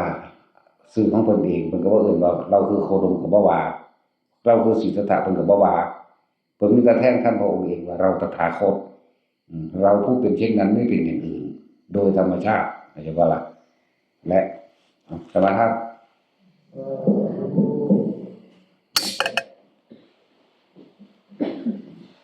นะโมตัสสะภะคะวะโตอะระหะโตสัมมาสัมพุทธัสสะ